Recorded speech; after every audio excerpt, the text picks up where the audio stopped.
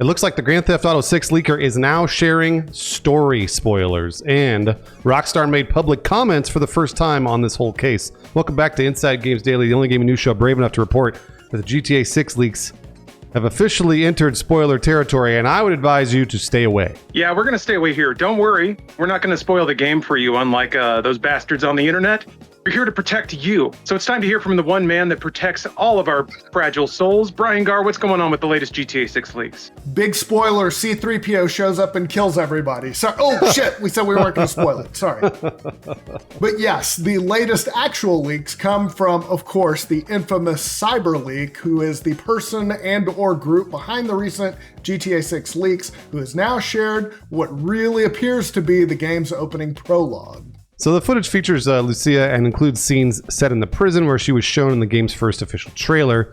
The leaked footage also appears to reveal more about Lucia's past. I wouldn't know, by the way. I haven't watched it because I didn't want to. Yeah, same here. I only saw the first couple of clips, and they were pretty safe, just typical GTA stuff, but now it's getting rather spicy. You might remember that Lucia's appearance in prison was first seen in a leak back in 2023, when GTA 6's first trailer was posted online less than 24 hours before Rockstar planned to release it.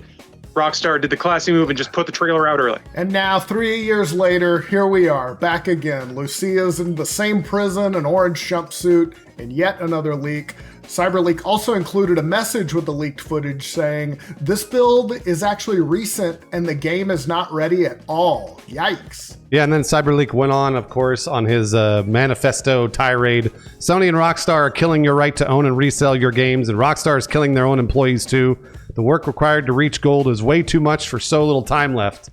Obviously, there's no way to verify literally any of this, but it's what he said. Yeah, I mean, selling crypto off the back of leaks is already pretty distasteful, but like making claims like this about a game in the run-up to release, that's extra distasteful. As you'd expect, Take-Two lawyers are hunting for the leaker, and some people online believe CyberLeak is trying to keep the attention on the leaks ahead of Rockstar's official gameplay reveal that's scheduled for tomorrow.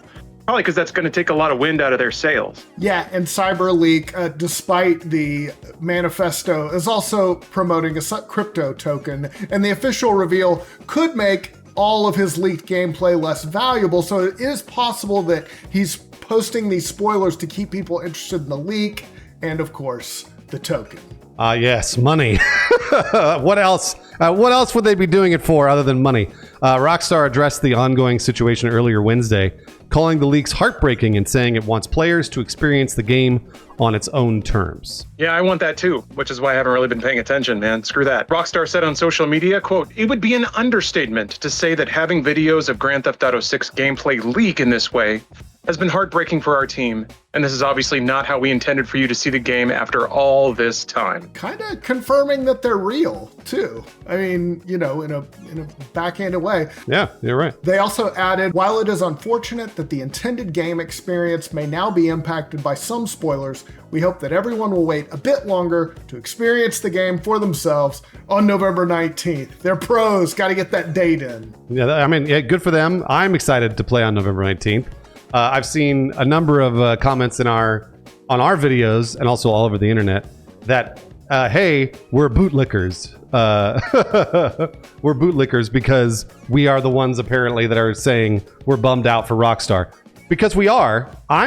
Me personally, super bummed out for the developers that have been working on this for 10 years. I mean, we're talking long time. Billions of dollars put in for their work. And I am. Those developers are the ones that are going to suffer because of the leaks, by the way. It's not going to be the C-suite executives at Rockstar or Take-Two. It will not be those people. It will be the developers. And that's one of the reasons that I'm super bummed out about these leaks and all the people that have been working on the game. And again, CyberLeak's promoting a crypto token. If this guy had just been leaking videos, I'd be like, wow, I'm surprised he's doing this for free. Like, just doing it for fun, doing it for the love of the game. He's not. He's making hundreds of thousands of dollars. So let's just be aware of that. Yeah, and I think some of this bad mouthing he's doing is because I think, well, I shouldn't say he. Some of this bad mouthing they're starting to do is I think they know they're starting to lose relevance a little bit. Maybe people are starting to get used to the leaks coming at a steady pace, and it's kind of plateauing, especially with the first look just tomorrow. So yeah, what really rubs me the wrong way is saying that the game is not ready. Like, talking mess about the status of a game that you stole and are kind of putting clips up to ruin the game for everybody, but then to talk negatively about it, even though that's the thing that's bringing you all of your attention and all your crypto money, that's extra crappy. Weirdly, CyberLeak is kind of going through the same cycle that I've seen people in games media do, where they gleefully share information about a game and people are excited about the game and not necessarily the person. And then they realize the focus is shifting away from them, so they say what they have to say to keep people's interest, which typically means going negative. And then you have a situation where people in games media are just really eviscerating the very games that make their entire career. It's the fodder that feeds the media that they create. And then it gets to this weird cycle where you have folks that enjoy some amount of privileged access, but then they use that to go to their audience and tell their audience what they want to hear, which is that this game sucks, these developers suck, they're taking you for granted, they're taking advantage of you, all these easy talking points that people just love to eat up. But it's just this really negative cycle. And that's not to toot our own horns, but that's one of the reasons that we got into games media, is to step outside of that cycle and be a little more appreciative of the games that we really enjoy and try to find a more balanced view on it. Leakers don't like, in a case like this, and I think there's a difference between somebody who leaks information about maybe working conditions or something like that with a genuine journalistic interest, and leaking footage like this that just ruins it for everybody. I think there's a difference. I also, as for bootlicking claims, I think it is absolutely okay to believe that Rockstar needs to clean up its practices and that crunch is bad, while also believing that leaks like this fuck up everybody's work that went into this game. And yeah, what, a decade, like Bruce said, at least? I mean, these games are massive. This is probably going to be one of the most expensive games ever made, after Star Citizen, of course. But yeah, it blows. I feel like this guy is not creating anything. He is glomming onto something. He got a hold of a file, and he's enjoying minute 1459 of his fame. He's probably got a little bit more crypto to dump, and he's trying to pump it up one more time before the reveal, and at which point maybe all of his other footage, their footage, is completely irrelevant. So yeah, I don't know. I'm the last one to bootlick a corporation, but stuff like this sucks. And if you just put it out by itself without attaching a token to it, then I would respect it a little bit more. But yeah, there's clearly a monetary interest.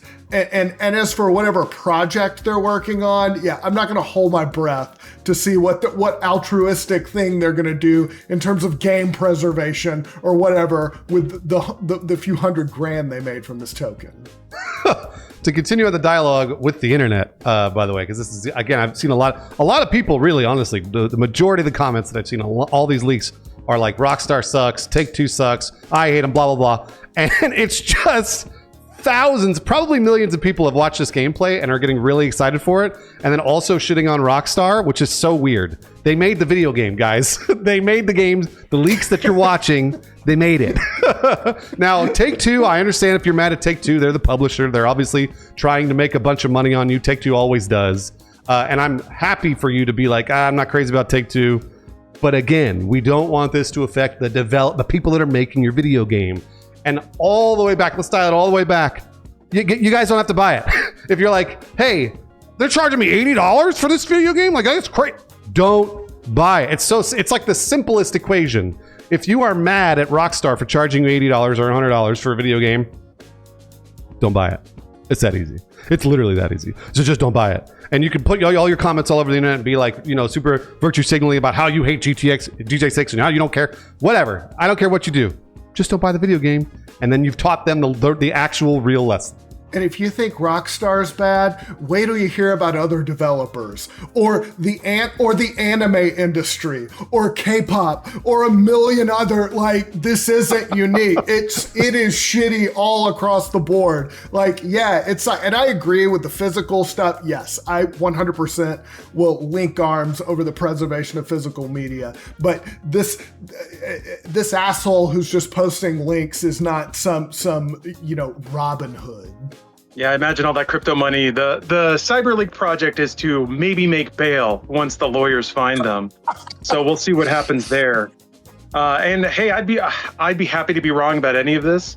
If the CyberLeak project eventually sizes up into something meaningful, I'll happily eat my words, but it really doesn't feel like it. It just feels like an opportunist doing what opportunists do. It's interesting to see them do the political dance of like saying all the things that people want to hear. And it's also interesting to see some people kind of get on board with it. Hey, yeah, I'm all for like one-dimensionally hating on corporations, but the unfortunate truth is, kind of like Bruce said, Take-Two put up the decades worth of money to keep Rockstar going this whole time. Rockstar, it's everyone that works there kind of working towards one vision and making one huge thing. And sure, it maybe requires a lot of sacrifice, a small amount of overwork. I don't want to wave that stuff away, but it's a messy world out there. And to make something grand, to make something huge, it requires passion and dedication. And if people are voluntarily doing that and then hopefully getting compensated for the work and investment they put in, there's really no great cause to fight against. There's just a great video game to enjoy. So I hope we all do that eventually. In the meantime, the theater is awfully fun to watch. Yeah, that's why we reported on Rockstar and the union break busting and all that other stuff. We reported on that too, because we don't want to see that happen at Rockstar, because we care about the developers. Thank you very much for watching Inside Games Daily. This is going to be a really unpopular episode, guys. I already sense a lot of comments are going to be really mad at us for siding with the developers. So if you're mad, maybe reflect before you leave the comment, or not, whatever. I don't care. I'll just shadow ban you anyways. And also we have a Patreon. If you want to support us on Patreon, I can't shadow ban anybody. It's a good time to bring that up. Yeah, I can't shadow ban anybody on the Patreon. So if you give us a couple bucks, you can say whatever you want, I guess.